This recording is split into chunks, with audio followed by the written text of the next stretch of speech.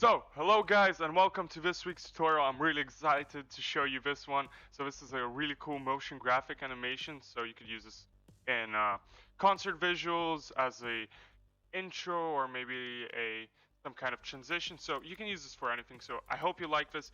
It's simple, it's quick and easy. Let's get right into it. So I'm gonna open up a empty Blender file, then Shift A, add in a plane, scale it by 8, and then Shift A, add in another plane, scale it by 8, and then rotate it on the X by 90 degrees.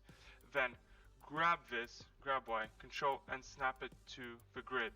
So by pressing Control, it snaps wherever you need it to be. So it snaps it, grab Y, it snaps to the grid. And then Shift D, and I'll grab Y and snap it to the grid.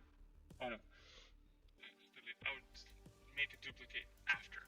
So now press A, M, and make a new collection, so called planes. That's it. And then now let's do Shift A, collection instance, planes, grab Y, and snap them to each other. So like little Lego pieces. Grab Y, snap them, let's go.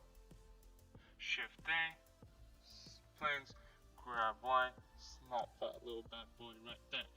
And then last one, Shift A, planes, grab Y, snap that little cracker right here.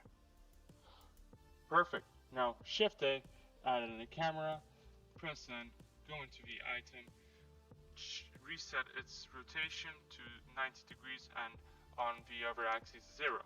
So and then grab this camera, grab Y, and put it at -8 degrees. -8. 120. So now let's insert a single keyframe and then go to the last frame +1, which is 121, and put 24. So now our camera is going to be moving like this. So go into the camera view, make sure you enable bloom, go into the shading tab, okay, go into camera view, Z, go into rendered, turn down the background to 0, select your plane, add in a new material to it, delete this, make sure in the materials tab you change it to alpha blend and none. So Shift A, add in a mix shader, added this bad boy right in here, and then add Shift A, add in a color ramp. Make sure you follow the same order as me, otherwise this is not going to work. Plug that into a factor, and Shift A, add in a oh my god, somebody's calling me. I'm coming in a second. God damn it, they just hung up the phone. Anyway, so add in a Shift A, add in a emission shader, and then final thing, to here Shift A, add in a transparent BSDF. Just plug that bad boy right here. So here we will add in a brick texture, plug the color into the factor, and then press Control T if you have Node Wrangler enabled, otherwise go into Edit Preferences and then Add-ons and type Node Wrangler. And then just I'll change the scale up a bit. I'll change the color ramp to constant and bring this here, something like this. Now I will decrease the brick width, increase the row height, motor smoothness to 1, and then decrease the motor size a bit. And that's about it from here. Increase the strength of the emission to 5. Now we have the bloom working, full power. We'll change that in a second. So add in a gradient texture, plug that bad boy right into here, add in a color ramp, and now let's change this to cardinal, select this color to be nice blue, and select this color to be a nice, I don't know, red. Now we have this nice color gradient going on. I'll push these two sides in a little bit. And here we go. Basically, we're nearly done. I'll go back into the layout mode, go into solid view, zoom out a little bit, and then Shift A, add in a cube, scale it by 8, pull the cube from here, put it into your collection, and in the shading tab, give them a principled volume.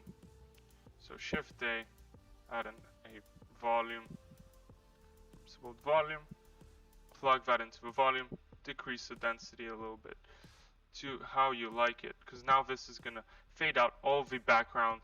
I want just some of the things to be visible. And final thing, go back into the plane and let's start animating it. So take your timeline out, put in a timeline, go to frame 1, and so here I'm gonna add in a location vector. So basically, look at one of these points, put your finger right there, and just now slide the Y slider, and until it repeats.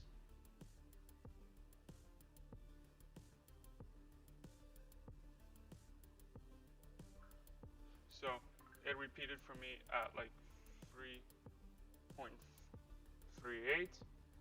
So that's what I'm gonna do. So press 0. Wait, I'm gonna insert keyframe of 0 here. Replace single keyframe and go to the last frame plus 1 and add 3.38. So that should be basically this. Wait. Yeah, 3.38. 3.38. So that should be basically the same spot. Insert a single keyframe here. So now we have 2 keyframes, and it's gonna be semi-looping this, but you won't notice it once I add in some rotation. So on the rotation, go to frame 1, insert keyframes, go to the last frame, plus 1, and add the rotation of 360 degrees. So both of these, and then insert keyframes.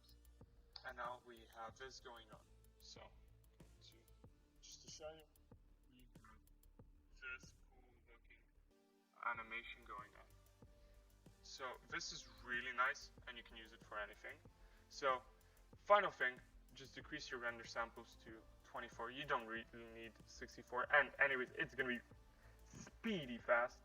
So let's go into the output settings, press file format FFmpeg, encoding MP4, and then output quality perceptual losses, and select any file you want, blah blah blah.